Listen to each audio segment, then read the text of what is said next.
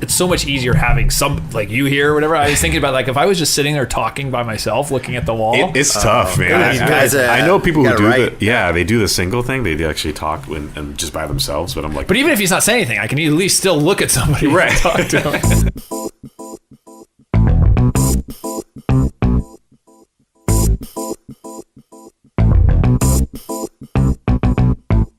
Dudes to Dads is a podcast to help men understand and navigate the transition of being a single dude into a family man. How do we make sense of it all? Well, we probably won't be able to, but let's go ahead and have some fun trying.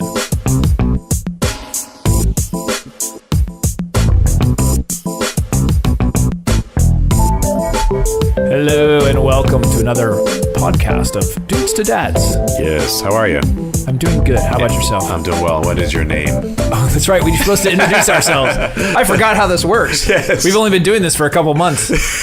My name's Jason Kreidman. That's right. I'm Alan Bush. And we have a very special guest today. Much more special than the other special guests that we've had. My friend Kevin, longtime friend. Kevin, Why don't you say hello? Hello. Yes. So Kevin is, I would say, what is this, 30-something years we grew up together. No kidding. You guys known each other that long? Very long time. So I have friends like that, and people are actually surprised. And I say that we still like each other. Yeah, for one, yeah, and for two, that you've known someone that long. Right. 30 years of friendship is we have a couple group. Well, there's a group of us that are actually been friends for that long, and it is pretty cool. And then we actually now work together too. So that's awesome. As consultants, we do a lot of work together. And I previously have worked with Kevin. This is true. That is true. I've worked with both of these gentlemen. This is kind of weird now that we all have worked together in weird capacities on different levels. So Kevin happens to be in town and is doing some both business and pleasure, and so awesome. We happen to be recording and coordination, and it just worked out perfectly. So that's great. And he happens to be a dad as well. I am. I have two kids. One is 8, a girl, and one is 7.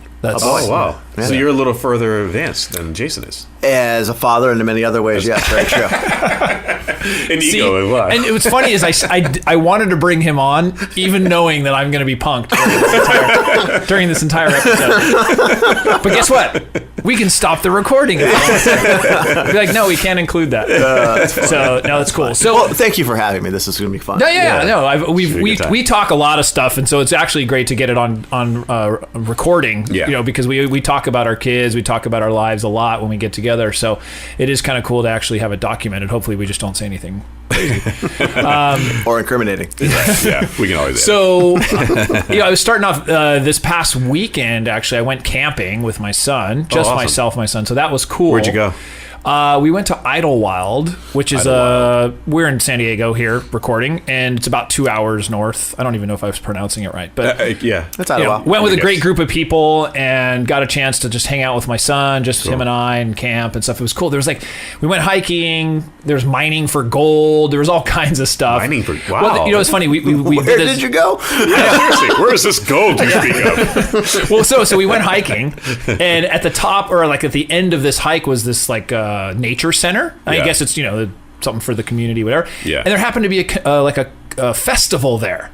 Oh, okay. And just coincidence. And so all the kids that we were with got to shoot things, and they had gold miners there. They had a branding iron guy, blacksmith, whatever. Yeah. It was the Renaissance kind of stuff. That's awesome. And so we got to do it. Was it a ranch place or sorry to keep going? No, it was just in the middle of a park or a hiking, the middle of the forest. Oh, cool! Pretty crazy. Yeah, almost like a conservatory type thing. Huh. So you walk inside and they've got stuffed animal, real stuffed animals. What are they called? When they put them up on a big moose on the wall. And what do you call that when you actually stuff an animal? I forget. Taxidermy. There you go. Yeah. So squirrels. There was one with a snake that was eating a a mouse in the middle of eating the mouse. So it was cool. So that was fun. So I got a chance to do that. So a little rundown on today's episode. We are going to start with Dad's Debate. We've got some stuff lined up for the guests. Yes. All right. I don't even know how to intro that one. In stuff to do, something happened to me recently where I decided to include my kids, and it worked out really well. So I'm going to do that. We've got a mailbag from a gentleman named Greg. Okay. and having some issue with his daughter. Not sure how to handle it. Oh, jeez. I know. And then we're going to get into the battlefield. And this is a nighttime activity that every parent struggles with. If they don't, please give us a call or email us at podcast@dudestodads.com because you are a unicorn. And we'll finish it up with the quote of the day. I can see Kevin laughing in the corner. It's killing me. And we'll finish with the quote of the day by a woman, DeeAnn Stewart. So cool. Let's get rolling. Right on. One of the topics, though, that I wanted to bring up, and it was perfect because Kevin was coming in, and Kevin, I know this is something near and dear to his heart, was the dads were talking about their kids in sports. Because most of the kids are kind of at that age where they're starting or they're already in it and they're serious. Like one of the things was they had a piñata while they were there because there was like this theme. Yeah. And some of the kids are amazingly good swingers. The theme is beating things. Yeah, and so some of I mean, like you can tell these kids are pretty good athletes at a really young age already. Yeah, already. You know. Yeah. And so one of the things I was thinking about, because these guys were talking about we're going to be going to this thing and the travel team and this kind of stuff and all about the sports. And so I was thinking this might be a good topic for a dad's debate. So the debate is about sports and what age, that's kind of what I wanted to start with, was, what age is appropriate to kind of get them in sports? I'm thinking competitive sports. I'm not thinking just like, hey, you want to try something, go try it. A ball around. Yeah, I mean, it's really about being competitive. Yeah.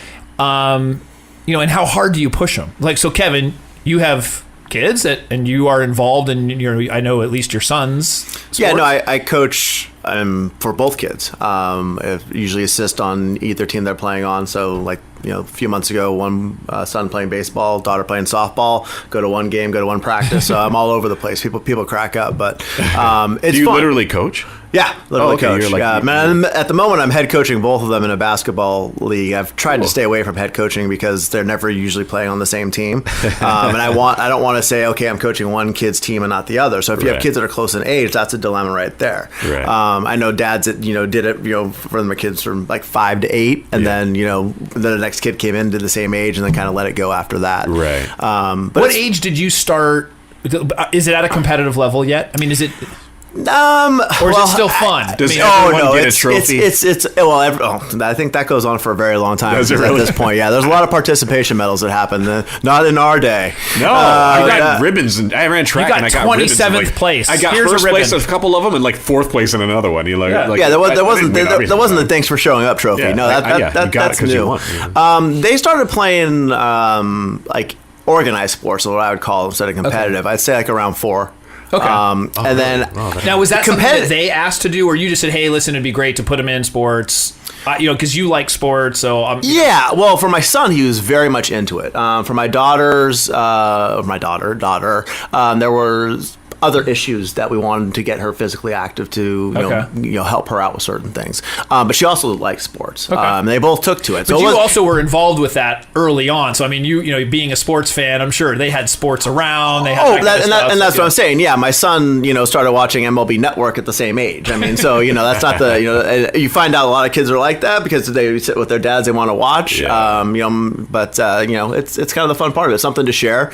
And then as it became something they can participate in. But it started, like you said, like in the backyard, throwing a ball or doing whatever. And if they had an interest in it and it sounded like fun, we did. Yeah, I guess I was thinking of a debate, or the reason for the discussion was it seems like there's a line that the where it crosses into this really competitive area, right. And it starts to what I see it becomes negative. It's not that you probably could always have a positive experience. I mean, I was an athlete when I was young, all throughout my entire youth. We traveled, we did all kinds of stuff, even as a family. But I was trying to look back and think whether that was a positive experience of, that, or I could have had other experiences that may have been better. Coulda, shoulda, woulda, whatever. Sure. But, I see that the sports, especially where there's things every weekend, things that you miss out on some other activities, whether that be family get-togethers, whether that be other things where it's like, oh, he's got a game. Oh, we've got to go travel, whatever. So that's where I was thinking about what that line is, and you make that choice of like, hey, I'm going to commit to this. What's the sacrifice of doing that? Right. And the parent is the one doing it. Sure. It's when the kid is just enthralled with playing, and like you can't bring them in the house because they want to shoot baskets. Okay, you can't take away the drive of a kid. That's who's going to become an Olympian or professional, whatever. They're going to have that internal drive. You can't push that. Right. The kid's going to do what they're going to do, but.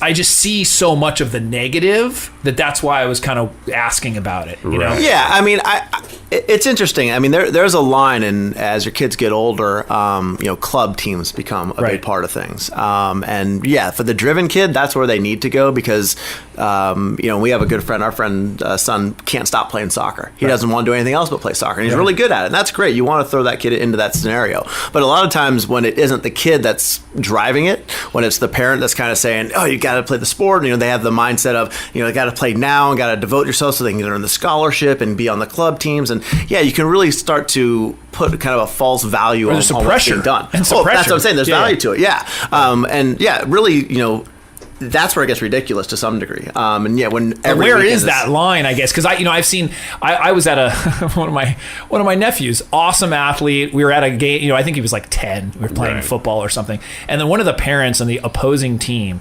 literally no joke, said, "Rip they were on the line, like rip the kid's face off." Oh, jeez. I mean, this was at 10 years old. 10? So I got so like. Oh, I don't want my kid doing that. I don't want faces being ripped.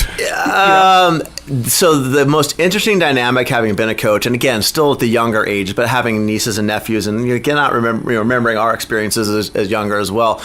The parent can make the biggest difference in what the pressure and what the drive is and what everything is. Yeah. The parent on the sidelines screaming and yelling beyond the encouraging or beyond the go after it and get it. The one that just after the games or one turnover happens or something. Yeah. It's just all over the coach or the kid or the referee. I mean that's where the negativity kind of really starts to seep in, and those kids kind of get that attitude then from their parents and can bring it into a team as well. They'll start belittling teammates, and that's the exact opposite of why you get your kid into sports. Right. I think the advantage of getting the kids into sport is learning the value of teamwork and camaraderie and getting. Yeah, and I remember going on travel. We played together. I remember as kids, and it was like, oh yeah, we get to go to Vegas or all these different places.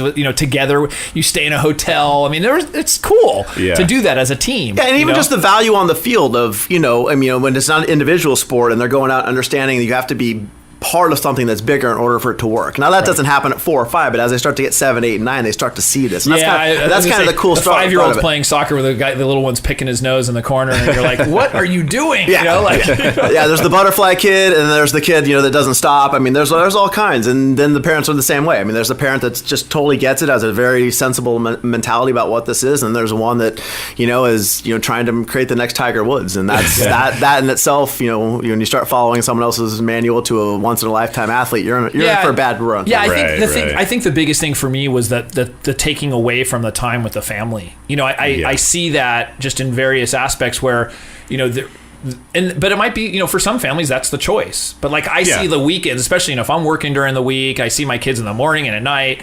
It's like that weekend time for me is so valuable that sure, I may take my son to a game and I'm involved in the game with my son, but my daughter and wife aren't involved. Okay, they may come and watch, but how much interaction really is there? Is it really fun for my daughter to go watch something that she's not participating in, especially at a young age? So I just having that conversation of keeping that in perspective of like, okay, I like the teamwork. I like them to participate. It's athletic. They're getting exercise, all these positive things that come out of it. But like, how much do you sacrifice as a result of that? Sure. Because I think I did sacrifice my youth, some parts of my youth, even though we were doing things as a family. I was a swimmer for my majority of my younger days, and we went to practice every single day. I mean, summers every single day. It was really rigorous. Right. What age was I that? started at 5. Swimming at oh wow. From 5 to 12. I mean, I don't remember a day. I mean, maybe in competitive swimming at age 5, which that's a huge, and that's a really. But my parents were good. I mean, my parents weren't but crazy about it. But I remember my dad he loved swimming. My sisters both swam. Okay. So it was like that's what we did. Like that was our family. Right. But I just recall there was some cool aspects to it, and I look back fondly, but at the same time, I'm like, no, I got to go to swim practice. You know, people are going to the beach. No, I got swim practice. Right. Like, really? You know, how much do I get to be a kid? Yeah. You know, just being a little conscious of that. Well, and that's a big debate in general because there's so much of their lives that are planned and had to be scheduled out. I mean, you know, I see a lot of families where having a down time is like a loss. Like, there's not something planned for the kid to be doing. You know, they're not at a play date, they're not doing this. Whole other conversation. Yeah, and I get that for a lot. It does correlate, though. Yeah, and I get it. But yeah, so, you know, but for me, I think, you know, the way you're presenting it, if you don't want to sacrifice, but you want your child to be part of sports for whatever reason, be the Seasonal. coach. Try being a coach. Right. Because Which I did. feel I did that, because I feel like that has it's been good quality time. Now, I don't get to spend the whole hour with my kid, but they see me with other kids. They see me being involved in what they're interested in and trying to have fun at. Yeah. What's a healthy thing for them to be doing. And then we get to go talk, something for us to talk about too, like, you know, working on stuff. And it also gives me perspective, you know, learned often, you know, not like 100% out of the gate, but learning how to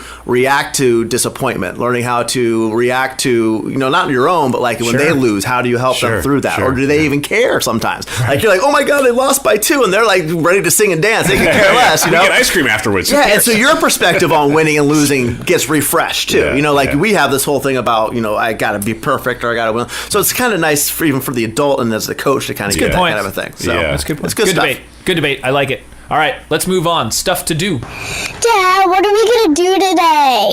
So for stuff to do on this episode, what I'm suggesting is to include your child or children in a project that you really thought was only going to be yours. And so I'll give you an example. So the other day, it was my son's birthday, and we got him a desk. He had really wanted a desk. Just normal, you know, a desk for your room. You know, he just wanted to grow. He wanted to grow up a little bit. And get a desk. Both my kids have it. And they do all their homework on the downstairs table. Right. Yeah, I love it. So I was planning on getting home from work. This was actually last night, and I was thinking, I was getting home. I got the desk came in the mail, and I gotta put together the desk.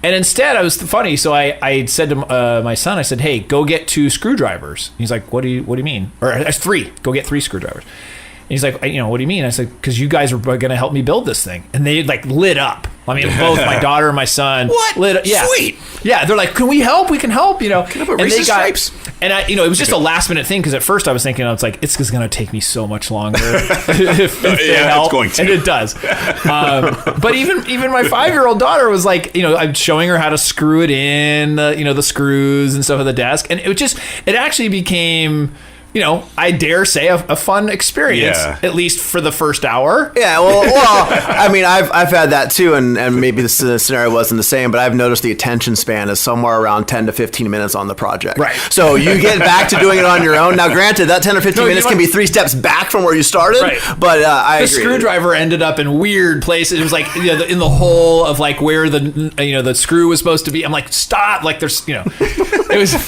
I was trying not to get frustrated. Yeah. This was a great experience together. But that was the suggestion. So don't do an IKEA project because that would be first of all they're going to ask where the words are and then you have to explain that whole thing too. Just directions and it's Swedish maybe. Yes. But the idea is including them in a project that you really were thinking it was your own. If you're going to do something with the car, you're going to do something, cook. We've talked about cooking before, just including them in that kind of thing. Taco and that Tuesday, kind of activity. Whatever it was that you did before. Fridays. You had Taco Fridays. So burrito Fridays. I'm thinking to the bar. Guacamole. No, but you're right. And that's one of those, it's really interesting to do that because like a lot of kids learn habits like fixing their car from going out there and helping dad with the car. And I think that's one thing I wish I had. We've had that whole thing about kids are much more capable than we give them credit for. Sure. Yeah. And I just like, why can't they? They can take a screwdriver and do it. Like, and at least let them try it. Yeah. And even, my 5-year-old was just. They're not going to learn until they try it. Right. So, but in a normal instance, I'm like, no, I got to put it together. It's got to be perfect. Yeah. I'll do it. Yeah. And so that was kind of nice just to let them, be involved. That's pretty cool. So yeah, kids are capable. We just want to make sure we give them the opportunity to do things, and let them do some things that you really were just thinking was only going to be yours. So, all right, next we're going to do the mailbag. Mail. We got mail. I guess I get the special privilege of reading this week's mailbag. And today, Greg writes, my 6-year-old refuses to brush her hair. She says it hurts her head. My wife is constantly having arguments with her. Any ideas on how to handle this? Whew. Well, Alan? Being one that has curly hair, I understand what this feels like. And you have long hair. Now I have long hair. I didn't as a kid, though. Right. Well, I'll take that back. But, yeah, I don't know. I feel like it's coming from my perspective. It's like... Wait, wasn't your dad a hair He's expert? a hairstylist. Yeah. So, exactly. No, so, more than that. He's a teacher. Oh, yeah. He teaches people how to... Yeah, he had an academy. Yeah, it was ridiculous. Yeah, he's a professional. That's cool. And I'm sure combing was the first 101 that gives First you comb the hair.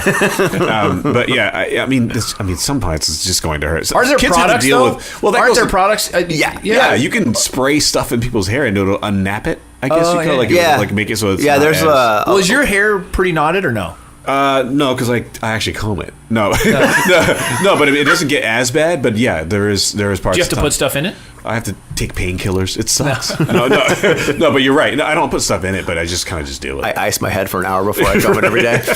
I've had my daughter deal with it, and the way that she came up to me was, I think I'm a little rough. I'm not very gentle with it. I learned that myself. And so I think, you have to start from the ends. I think what women probably know this a little better than men. Starting from the ends to get the end untangled. I just held the head and went all the way down. Yeah. It doesn't work very well.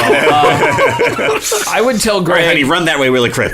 Well, you've got to look at, I guess, if it really is hurting her head, you got to figure out a way not to do it. Did you say there's products? My daughter has, kind of that tangly hair stuff, and so my wife found like all natural. I want to say almost like at a Whole Foods or at a Sprouts or something like that. There's like sprays, detangling sprays. You kind of mentioned, and they work well, really well, surprisingly well. Actually, I was a little. I was like, this is one of the things your wife buys. You're like, no way, come on, this is another $10 down the drain. For real. And sure enough, like 3 sprays, and it's like half the effort. It's half the effort. Yeah. Like, I won't say it's perfect, but as far as reducing the pain and making it tolerable, should work for you. So wait, does it work better if the hair is wet or dry? I think it depends. Some of them. It works either way, which really was remarkable. Wet usually is coming out of like the shower, and then hopefully you use conditioner at that point in time. Let's just maybe out of okay. But yeah, so it's just a conditioning spray. It's worth a shot. Well, I'm glad Kevin's here to answer these questions because I don't have the answers to any of these. But how old is your daughter, Jason? She's 5. 5 , okay. And she now brushes her hair herself. She does it herself. Oh, okay. Yeah, just because I think she was forced to do it herself because Dad kept torturing me. Exactly. Well, I think my wife and I both tried, and she just would get upset and like it was hurting, and so I was like, all right, you do it. Let me do it. That's a good way to get through there's also is do it wrong,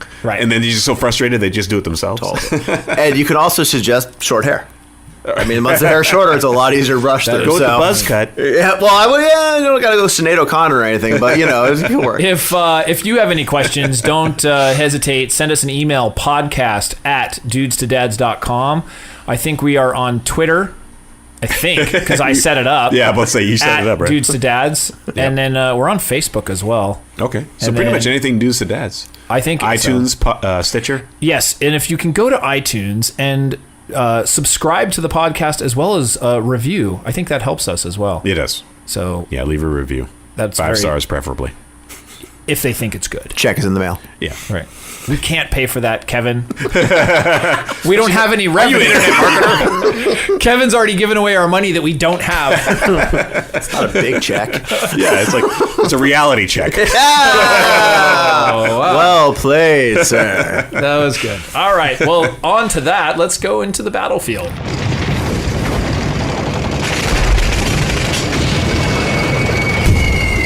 So somewhat related to the question, this is, I sometimes do this. I take questions, I take things, and I actually relate them. You're telling me you prepare for the show. Once in a while. Yeah, I'm occasionally. You guys are professional. I love there's it. about 23 hours of prep for each half hour. Sounds about right. An hour for each minute. That's an hour for each minute. We heard a speaker on a podcast, and like that's somewhat of what they have. Actually. They had something like that because they did. I won't say the name because I don't need to plug them, but seriously, he preps 25 hours, something like that, for a 1 hour show. Wow. But it's like I think the whole week. Yeah. So he preps the whole week. But for 20 hours he preps it. So half his job. I hope he's making money. Actually, he does. Maybe we're doing something wrong then. Uh-oh. We should prep more. Prep time. We don't need to have jobs or families. Or children, What quality time? Sorry, I'm working on my podcast. Goodness. Okay. So the battlefield today is it's kind of related to the hair, and it's a bath and shower time. As we hear the groans grunts of disapproval. It's, what do you do when the kids just don't want to do it? My kids loved bathing like as a baby, and just bath time is awesome. I'm wondering if it has to do with the change in us. I'm kind of thinking about it because all of a sudden, if our attitude changes that it's a chore, do they sense that? Because although my kids loved taking a bath for the longest time, and my son actually still doesn't mind. They take showers now. Yeah. But my daughter is just sometimes combative, and I don't know if it's just combative about just for the sake of being combative. Age group or the gender, you think? No. Because in fact, in our meetup group, we talked about this today, and everybody has it regardless. A whole different experience. Okay. Yeah. Well, it's a battle for most because first of all, you're getting your kid at the end of the day where they're pretty burnt and you're pretty burnt. Yeah. So more importantly, they're burnt, so they don't want to really do anything. At least they want to go to bed. And so I want to go to bed. Yeah, exactly. Yeah. And at that point, they've especially if it's a school day or whatever, they've been told what to do since 8 a.m. And at that point in time, you get the feeling like they're putting their foot down. And in your mind, it's like it's a 5-minute shower. We could argue for 20 and you'd already be done. You down and by the time you got done arguing. We've done that, as a matter of fact. We did the summer Arizona shower. My son didn't want to take one. My wife pulled out, I'll take the hose outside, and he did it. So sometimes, and I know we talked about this. Video of that? No, I did not actually, but I should have. But sometimes that having a creative aspect to it or being kind of fun with it. Yeah. But that doesn't always work either. That's the worst part about this time of night. There isn't one answer that's going to work even 3 days or 2 days in a row. Right. No, so the other night, my daughter was a little bit ornery and she did not want to take a shower. But she needed to. I just, so there are times where we're just like, all right, don't worry about it. Sure. We're not that strict that you have to take it every single time. But if they're outside totally dirty, playing in the dirt, whatever. You want to do it. So coming back from camping, I won't even say. Oh, jeez. Both of us, we didn't shower the whole weekend. It was you guys are right. I can't even remember the number of years it's been since I've done that. It felt both good and horrible. Yeah, right. Good and terrible. Good and terrible, right. And but with my daughter, I totally just killed her with kindness. She was, literally, we're talking foot stomping, screaming, really, really adamant about not taking a shower. Yeah. And so I was kind of like, oh, why don't you want to take a shower? And I was totally calm because I had come back from camping, and so I had. You're all. Yeah, I was all relaxed, and I was just, it just didn't bother me, and I thought that was part of it. Why it came out okay. Oh yeah. Was because I was totally calm. It wasn't riling me up, which normally if any of my kids are getting crazy and riled up, I start to get worked up. My voice gets raised. That kind of. I was just like, all right, well, listen, we need to take a shower. Mm-hmm. So do you want me to stay here? Do you want me to go? Giving them the options. Yeah, but she's like, fine, I'll take a shower, but you need to stay here. I was like, all right. That sounds good. And then she was totally calm and cool. Like all of a sudden it was just the whole argument and the anger, it was gone. Yeah. So I just unexplainable. I've got to go on this. I kind of forgot about it because it was about a year and a half ago that we were doing this, or maybe not quite, but somewhere in that realm. So it got to the point where, it was a nightly battle to take the shower. And skipping every once in a while is okay. Right. I'm the type of person I like to be clean, cleanliness, extra godliness, all that type of stuff. So I want my kids to bathe 5 to 6 days a week. 7 would be great. At least. So anyway, we got to the point where I came up with the concept. I gave them a pass. I like the Stinkpass. So they got a pass they could use once in the week that if they didn't want to take the shower, they could throw down the pass and use the pass. Oh, that's If they didn't use the pass, they got 25 cents or 50 cents, something like that at the end of the week. So they could either save it and cash it in at the end of the week. Where'd you get that? That's a great idea. I just came up. Stinkpass. Yeah, that is awesome. So I literally typed out. I think we're going to make some of those and put them up on the website. We can generate some revenue. That actually worked. It worked for a while, and then I think we went on vacation and came back, and you know something that has momentum, and then you break your routine, and it's screwed after that. That's kind of how that went. But it was a fun idea, and again, just find something to make it fun. But now I'm back to the point where I'm like, really, I don't need to argue for 20 minutes. Just get in the shower for 5. But hey, you know, who knows? And my daughter went away to camp. Do you have a timer in the shower? No. Once they get in there, they're in there forever. That's the best part. Right. I mean, seriously, they want. Not when you're in California in a drought. You guys might have some water out there in Arizona. Oh well, we probably shouldn't be using it either. But yeah. But they have like the little timers that like you can like the hourglass. Oh yeah. Sand, and you can just like turn them over for 2 minutes. Take it out of your Monopoly game and like put it in the shower. But Dad, there's still conditioner in. Just get out. I'm not paying a fine. Oh, geez. All right. So, I think we're on this is almost coming to a close. We've got a quote of the day, though, and it's related to bath time. Okay. Just because I relate it. Yeah, sure. Again, the prep work. Once again, the prep work. Exactly. I like to show off. So, this is by DeeAnn Stewart. It's from something called What Spock Forgot. I don't know. I just found it online. Interesting. Star Trek reference, I assume. Could be. Are there any other Spocks? Yeah, I don't know.